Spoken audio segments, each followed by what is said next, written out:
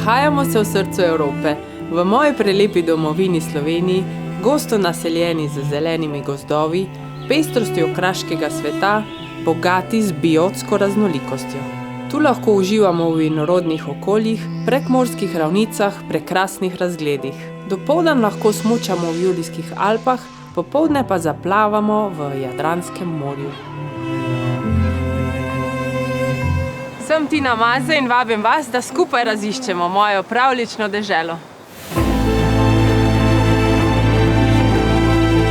Slovenijo je oblikovala pestra in bogata zgodovina, danes pa je to sodobna demokratična država s številnimi inovativnimi podjetji in zelenimi rešitvami usmerjenimi v prihodnost.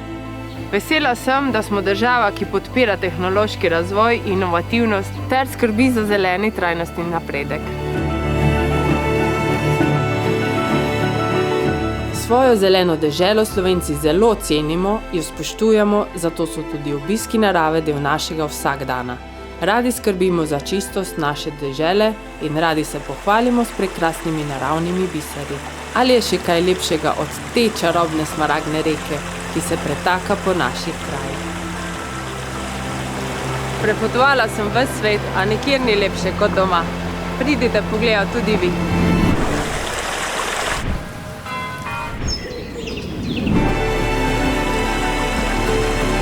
Moja dežela je tako razgibana, da kar kliče po aktivnostih na svežem zraku. Slovenci smo znani po tem, da vsak konec tedna, če je le mogoče, preživimo v naravi. Veljamo za zagrizene hribolazce, kar 70% pa se tudi rekreativno ukvarja s smučanjem, mojim najljubšim športom.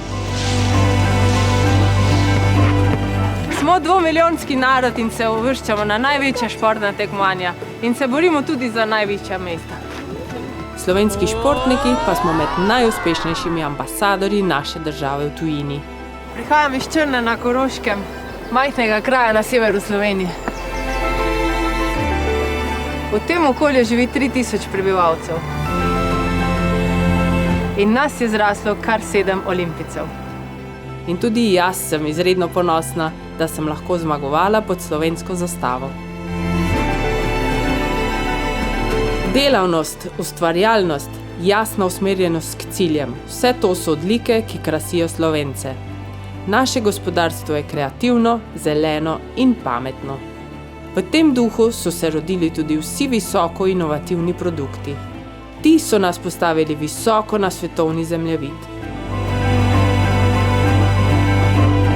Ne samo naši znanstveniki in gospodarstveniki, tudi naši kulturni ustvarjalci nosijo ime naše dežele široko v svet.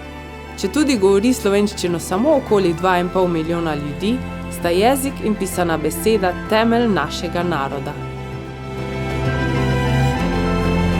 In kakšna bi bila podoba našega glavnega mesta brez svetovno priznanega arhitekta Jožeta Plečnika? Njegova dela so vpisana na seznam UNESCOve kulturne dediščine. Številni literarni ustvarjalci, glasbeniki, igralci pa se kosajo z najboljšimi v svetovnem merilu. Koliko kulturnih in naravnih biserjev ima moja prelepa dežela. Prepričana sem, da tudi vas ne bo pustila ravnodušne. Pridite in začutite Slovenijo tudi vi.